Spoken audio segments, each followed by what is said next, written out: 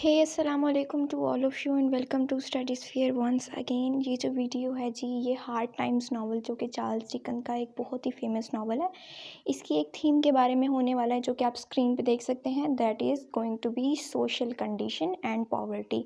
जैसे कि हम सबको पता है कि हार्ड टाइम इंडस्ट्रियल रेवोल्यूशन के टाइम पे राइट डाउन हुआ है। सो उस टाइम पे बहुत ज़्यादा ऐसे सोशल इम्पैक्ट्स हो गए थे उस इंडस्ट्रियल रेवोल्यूशन के सोसाइटी के ऊपर कि लोगों ने बहुत ज़्यादा सफ़र किया था। पॉवर्टी बहुत बड़ी थी।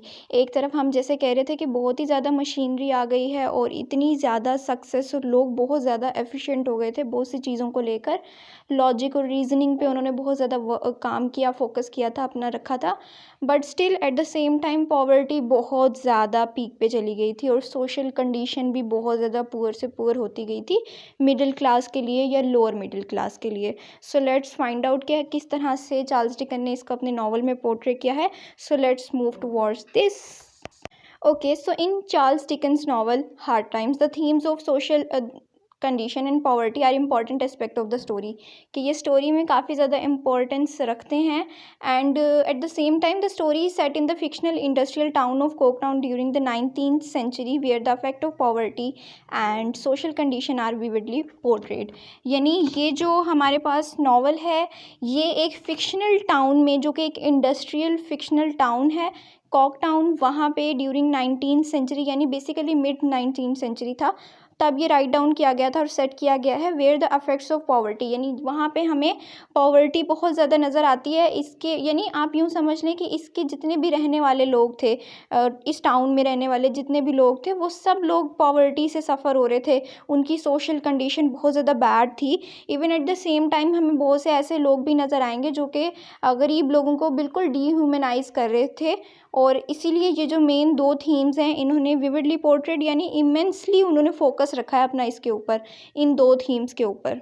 सो लेट्स मूव टुवर्ड्स के किस तरह से पहला हमारे पास पॉइंट बनता है जिसे हम जस्टिफाई करेंगे। Okay, so they are discussed as, यानी क्या क्या चीज़ें। अब सबसे पहला पॉइंट हमें मिला कि स्ट्रगल्स ऑफ द पुअर। सबसे पहली चीज़ जो इंडस्ट्रियल रेवोल्यूशन ने लेकर आई थी वो ये था कि पुअर की बहुत स्ट्रगल बढ़ गई थी।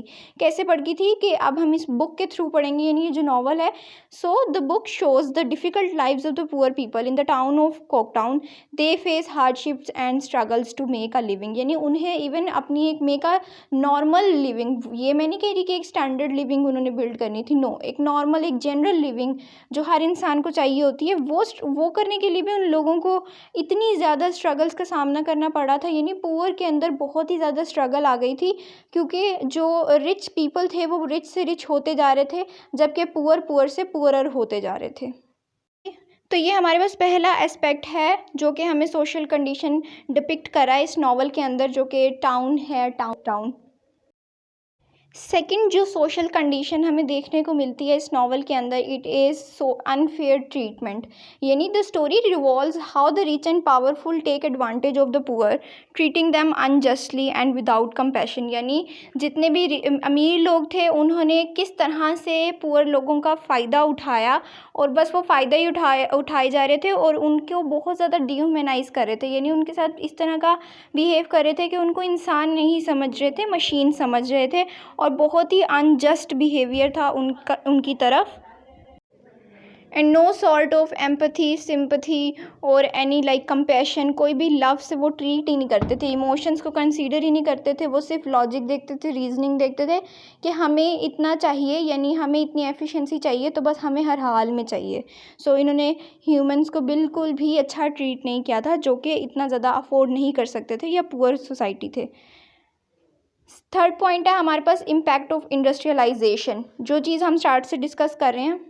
जैसा कि मैंने आपको बताया कि ये जो नॉवल है ये इंडस्ट्रियल रेवोल्यूशन वाले टाइम का है। सो industrial revolution has change the town, यानी इस टाउन को चेंज ही करके रख दिया था, इसके मॉड्स चेंज कर दिए थे। And but it has also made life harder for the poor, और गरीबों के लिए ज़िंदगी इवन ज़्यादा मुश्किल हो गई थी। कहने को हम कह रहे हैं कि ये एक रेवोल्यूशन है कि अब लाइफ जो है वो बहुत ज़्यादा स्पीड अप हो जाएगी, but at the same time it makes the harder the lives of poor. और फिर इसके बाद क्या होता है कि the book criticizes how how the rapid changes in society worsen poverty. और इन्होंने ये भी बताया इस नावल के अंदर कि किस तरह से जब सोसाइटी में आप बिल्कुल रैपिड फायर चेंजेस कर देंगे और फिर वो पुअर को किस तरह से मज़ीद उनकी कंडीशन जो है, उनकी जो सिचुएशन है उसको बहुत ही ज़्यादा वर्सन से वर्सन करते जाते हैं।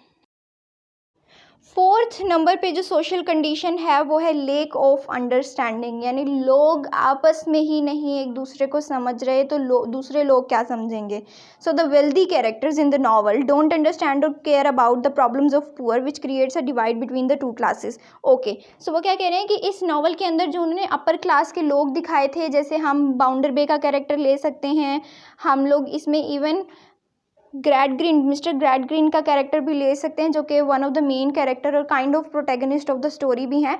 हम कि दो कैरेक्टर के थ्रू देख सकते हैं कि किस तरह से अगर आप वेल्दी हैं या आप बहुत ही सक्सेसफुल मैन हैं काइंड ऑफ, तो आप किस तरह से लोगों को जो आपसे निचले तबके के लोग हैं आप उनको कंसीडर ही नहीं कर रहे, आप उनको बिल्कुल ह्यूमन ट्रीट ही नहीं कर रहे और उनकी ना प्रॉब्लम समझ रहे हो, आप बस उन पे अपने रूल्स इम्प्लीमेंट करे जा रहे हो और आप सिर्फ अपनी रीजनिंग उनको समझा रहे हो, उनका कुछ भी नहीं समझ रहे।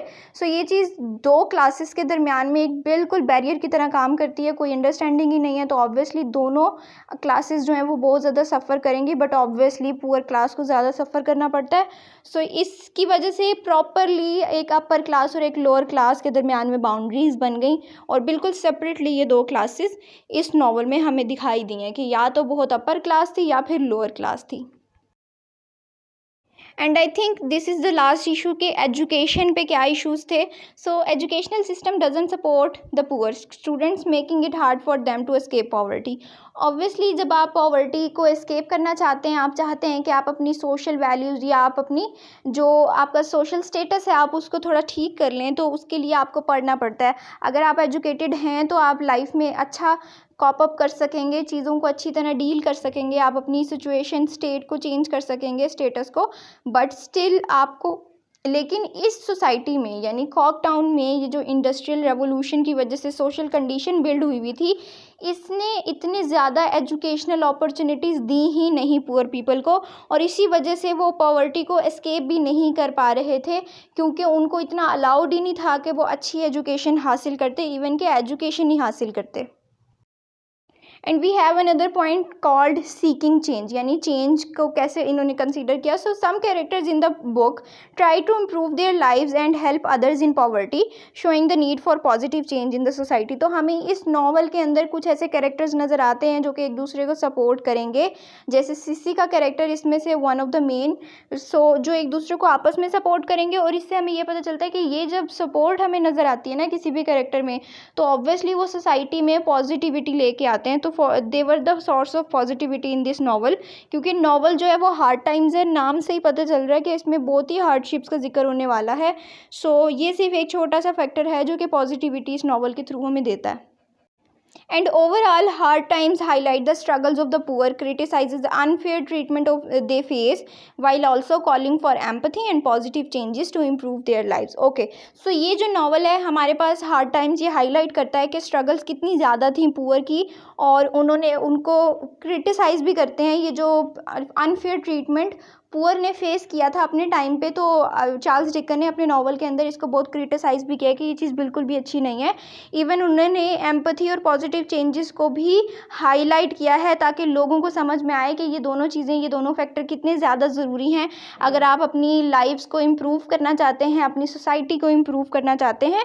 सो that was what we were having from the themes of social condition and poverty from the novel Hard Times by Charles Dickens. So if you got the concept of the video, then do like it, share it and subscribe the channel as well. Thank you so much for watching this video.